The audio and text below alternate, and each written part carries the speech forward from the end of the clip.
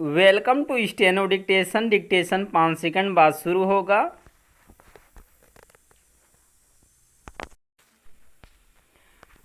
Start. अगले माह लोकसभा चुनाव की संभावित घोषणा और उसके चलते आचार संहिता लागू होने का उल्लेख करते हुए प्रधानमंत्री नरेंद्र मोदी ने मन की बात कार्यक्रम से 3 माह के लिए विराम लिया। इसके साथ ही उन्होंने पहली बार वोटर बने युवाओं से रिकॉर्ड संख्या में मतदान का जो आग्रह किया, उस पर वस्तुतः सभी मतदाताओं को ध्यान देना चाहिए। अधिक से अधिक संख्या में मतदान लोकतंत्र को बल प्रदान करने के साथ ही जनता की सक्रिय भागीदारी का सूचक भी बनता है। इस बार लोकसभा चुनाव में मतदाताओं की संख्या लगभग 97 करोड़ है।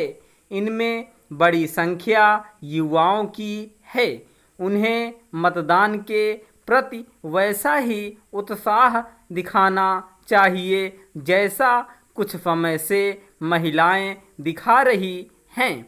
प्रधानमंत्री ने युवाओं से यह भी अपील की कि वे राजनीतिक गतिविधियों का हिस्सा बने और चर्चा को लेकर जागरूक भी रहें।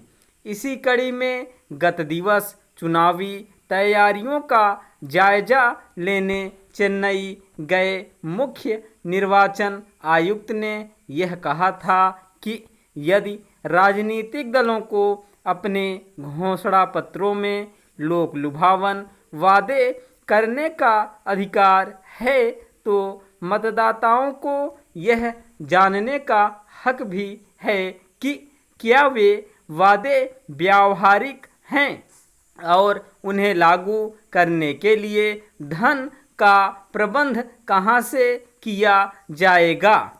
समस्या यह है कि औसत भारतीय मतदाता राजनीतिक दलों से ऐसे प्रश्न नहीं करता और उल्टे एक वर्ग तो ऐसा है जो पूरे न हो सकने वाले चुनावी वादों को लेकर उत्साहित हो जाता है। यही कारण है कि राजनीतिक दलों में चुनावों के समय लोक लुभावन घोषणाएं करने की होड़ लगी रहती है। जब कोई एक राजनीतिक दल मतदाताओं को लोक लुभावन वादों के नाम पर रेवड़ियां बांटने की घोषणाएं करता है तो अन्य राजनीतिक दल भी ऐसा करने के लिए विवश हो जाते हैं। इस क्रम में वे यह देखने समझने और बताने से इनकार करते हैं कि वे जो आश्वासन दे रहे हैं उन्हें पूरा कैसे करेंगे।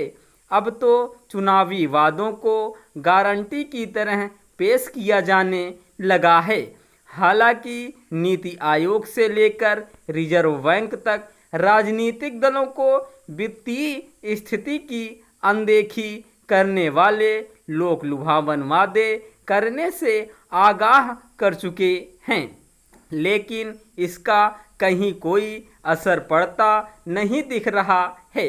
वैसे तो निर्वाचन आयोग ने राजनीतिक दलों के लिए अपने चुनावी वादों को बताने के लिए एक प्रारूप तैयार किया है, लेकिन फिलहाल यह मामला सुप्रीम कोर्ट में लंबित है। उचित यह होगा कि सुप्रीम कोर्ट ऐसी व्यवस्था करे जिससे राजनीतिक दल चुनाव जीतने के लिए रेवड़ियां बांटने का काम ना कर सकें। इस संदर्भ में उसे निर्वाचन आयोग को ऐसे अधिकारों से लैस करने पर भी विचार करना चाहिए जिससे वे अतिरंजित लोक लुभावन घोषणाएं करने वाले राजनीतिक दलों से उनकी व्यवहार्यता के बारे में पूछताछ कर सके। घोषणा पत्रों के मामले में दलों को जिम्मेदार और जवाबदेह बनाना मतदाताओं के साथ निर्वाचन आयोग की भी जिम्मेदारी है। स्टॉप।